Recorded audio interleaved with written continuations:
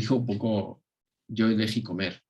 Y entonces mi hijo tiene problemas para comer, pero duerme bien y eso nos ha salvado.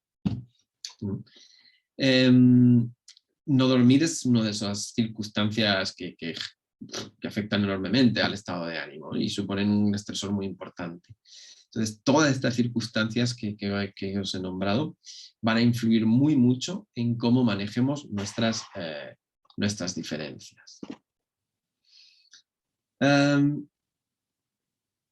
Así, cuando hablamos de problemas, cuando hablamos de que las parejas vienen a consulta con problemas, vienen a consulta con dificultades, lo que buscamos es entender un poco cómo han desarrollado el patrón, o qué patrón de interacción han desarrollado alrededor, sobre todo, de sus diferencias o de sus semejanzas, pero fundamentalmente lo vamos a ver alrededor de sus diferencias, ¿vale?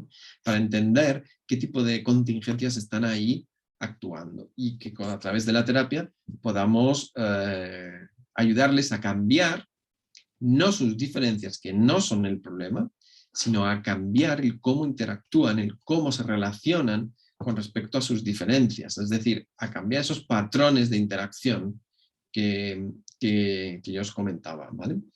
Perdona.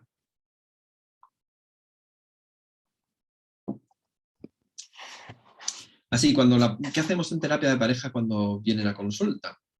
Bueno, el proceso de terapia, lo que es el propio proceso de terapia, bueno, ahora que estamos en la intervención, esto está de moda y todo esto de la intervención en procesos, bueno, pues en terapia de pareja también se habla de qué procesos o qué cosas tienen que tener los distintos o tienen los distintos enfoques que funcionan en el trabajo con parejas, ¿vale? Y lo que se ha encontrado es que lo que tienen que tener una terapia de pareja cuando funciona es que, bueno, por un lado altere el punto de vista de la relación, es decir, el punto de vista que trae la pareja sobre sus problemas tienen que alterarlo. ¿Cuál suele ser el punto de vista que trae la pareja con respecto a sus problemas? Es decir, cuando preguntamos a nuestros clientes o a nuestros amigos, o yo ahora os lo pregunto, ¿no?, de por qué las parejas tienen problemas, la voz populi, lo que suele salir es por problemas de comunicación. Y eso no es cierto. Eso es simplificarlo a un punto, que es como decir que tenemos psicopatologías o cualquier otro tipo de enfermedad o cualquier otro tipo de problema de la vida porque respiramos. Es exactamente lo mismo, ¿vale? Con lo cual, bueno, pues parte de lo que nos toca hacer es intentar alterar ese punto de vista que traen, de que sean problemas de comunicación, o ya más elaborado, evidentemente, problemas porque la otra persona es de una manera o de otra forma y tiene que aprender a ser de una forma más acorde a lo que nosotros creemos. Ese es el punto de vista con el que vienen las parejas, siempre, en el 99%. Siempre, también, ya no en el 99%, pero en un porcentaje muy elevado te dicen, bueno, yo también sé que tengo cosas que cambiar. Y cuando les preguntan no saben qué decirte. Por lo cual, al final, cuando vienen, y normalmente vienen porque es la mujer la que presiona para ir a terapia de pareja, ¿vale? Cuando vienen diciendo que es la otra persona la que tiene que cambiar porque su forma de ser es errónea, por decirlo de una forma más light, en alguna medida. Y esa es parte de lo que tenemos que cambiar, ¿vale? Por otro lado, indudablemente hay que cambiar las conductas de interacción que son disfuncionales, es decir, el patrón de interacción es uno de los focos, uno de los objetivos, el cómo interactúan con respecto a esas diferencias que tenemos, con respecto a esas diferencias que la pareja trae cuando viene a consulta, ¿vale? Perdón un momento que encienda aquí esta luz porque se ha ido el sol y nos quedamos a oscuras. Por otro lado, es importante cuando hacemos terapia de pareja y cuando trabajamos con parejas, elicitar eventos privados, sobre todo evitados. ¿Qué eventos privados se suelen evitar en una relación de pareja, en una interacción o en una relación de pareja que funciona mal? Todo lo que tiene que ver con la vulnerabilidad. En las relaciones de pareja, ante las situaciones conflictivas, por eso lo llamamos conflictivas, lo que solemos expresar, o que la gente suele expresar, son sobre todo emociones que llamamos emociones duras. Emociones que llama Greenberg que son duras, que nos muestran como más fuertes, ¿no? Como es el enojo, como es la ira, como es el rencor, etcétera, ¿no? Y tenemos que elicitar justo lo que hay debajo de ese rencor, debajo de esa ira, que es lo que va a ayudar a generar cambios con respecto a la interacción. Hay que sobre todo aumentar la comunicación positiva, pero la comunicación no en el sentido de entrenamiento en comunicación. Yo siempre digo que las parejas no suelen necesitar entrenamiento en comunicación como tal.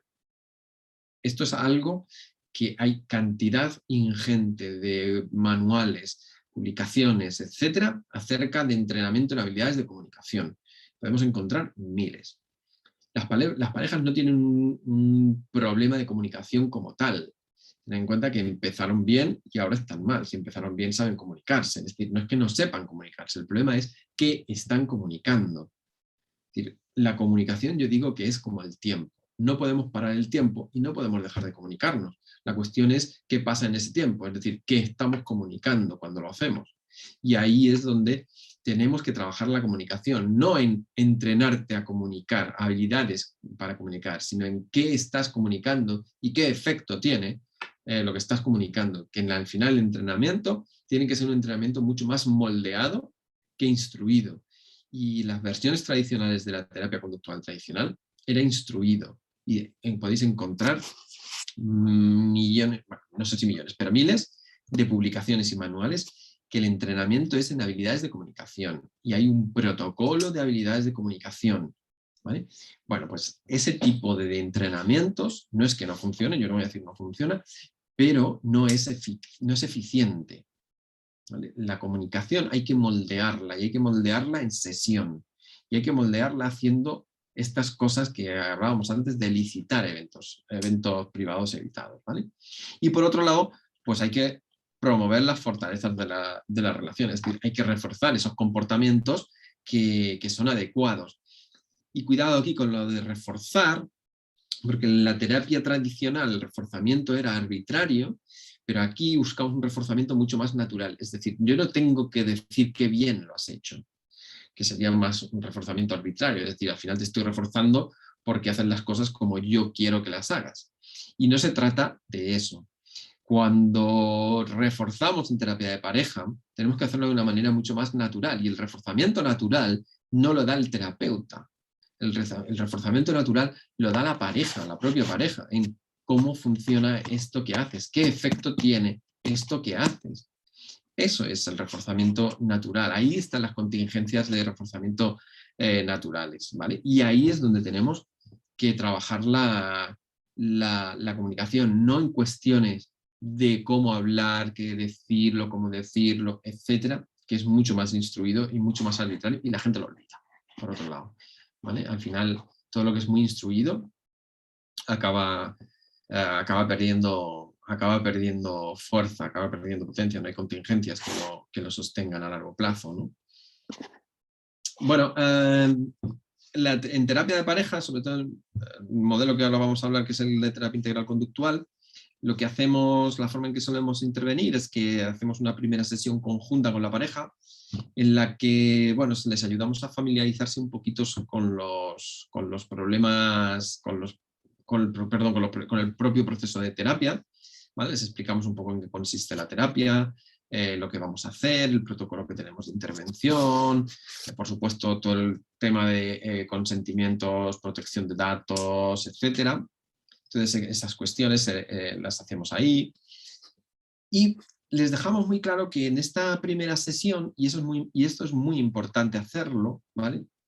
Que en esta primera sesión no vamos a resolver nada. Es más, no solo que no vamos a resolver nada, sino que ni siquiera vamos a entrar de lleno en los problemas que nos planteen. Solo queremos conocer por encima sobre qué discuten. No cuáles son las discusiones, sino sobre qué discuten. ¿Vale? Esto es importante por dos motivos. Lo primero, porque la pareja cree que cuando viene va a solucionar sus problemas. Y no es cierto, con lo cual, si cuando llegan con esa idea salen con que no los han resuelto, pues evidentemente van a decir, este tío nos ha estafado y a ver qué pintamos aquí, y no vuelven. Y necesitamos que vuelvan porque vivimos de esto, entonces necesitamos que vuelvan. Pero por otro lado, además, es importante señalarlo porque la pareja también puede venir con cierta inseguridad con respecto a que vamos a sacar aquí los trapos sucios y verás tú la que se va a liar, ¿vale? Entonces, cuando les dejamos claro que no vamos a permitir sacar aquí los trapos sucios en esta sesión, bueno, pues un poco esa ansiedad, ansiedad por la incertidumbre disminuye y les hace más cómodo el proceso de esta primera sesión de terapia, ¿vale? Cosas que necesitamos saber en esta primera sesión, pues evidentemente cuáles son las áreas de conflicto, bueno, sobre qué tenéis más conflictos, qué cuestiones son las que os generan más discusiones o más tensión en casa. Hay muchas veces que si vienen muy deteriorados te dicen que sobre todo, ¿vale? Y entonces tenemos que empezar a ir preguntando área por área. O, bueno, te dicen, mira, tenemos muchos conflictos con el tema del hijo, que no nos ponemos de acuerdo sobre cómo educarlo. O con las actividades de nuestro tiempo de ocio, que siempre acabamos discutiendo, o qué tal. Te nombran las áreas, ¿no? Si ellos no los nombran, pues somos nosotros los que les vamos enumerando áreas. Pues eso. Entonces, soléis tener discusiones por vuestras familias de origen, y después te contestarán, pues sí, pues no, en fin.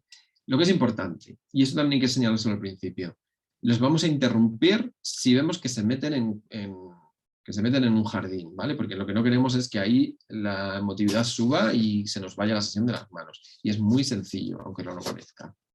Los que habéis hecho o hacéis terapia de pareja, lo sabéis que es muy sencillo. Simplemente con preguntar qué tal estáis puede surgir allí a cualquier cosa. Entonces hay que decirles que es muy probable que en esta primera sesión les cortemos y les interrumpamos, y luego ya hablaremos más detenidamente en la sesión individual acerca de los problemas que aquí vayamos enumerando, ¿vale?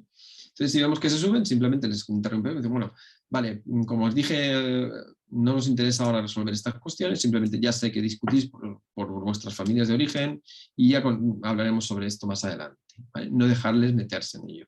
Enumeramos todas las áreas con el fin de conocerlas. Luego necesitamos también información acerca de cómo son las discusiones. Es decir, vale, ¿cómo suelen empezar? ¿Quién las suele empezar? ¿Cómo empiezan? ¿Qué ocurre a la mitad y cómo terminan?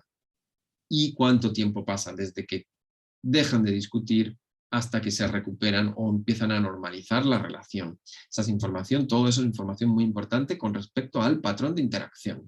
Ahí lo que les estamos preguntando es cómo es el patrón de interacción en estas áreas que me habéis enumerado o que hemos enumerado hace un minuto, ¿vale?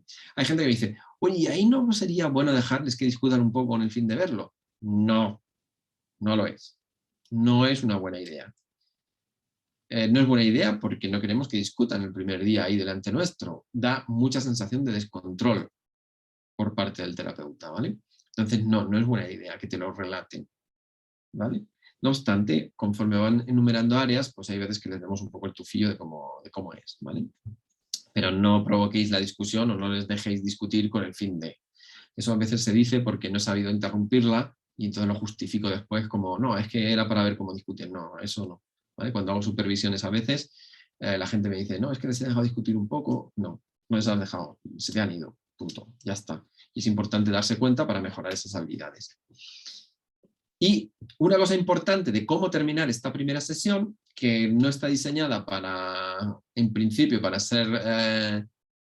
solucionar problemas, pero sí está diseñada para ser terapéutica, es hablar acerca de su historia, de su noviazgo, de cómo se conocieron, cómo fue el noviazgo, en fin, sobre todo que ahí necesitamos que nos den detalles, porque preguntas, ¿cómo os conociste?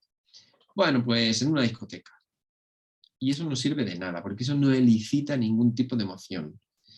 Lo que necesitamos saber es, vale, ¿cómo os conocisteis? En una discoteca.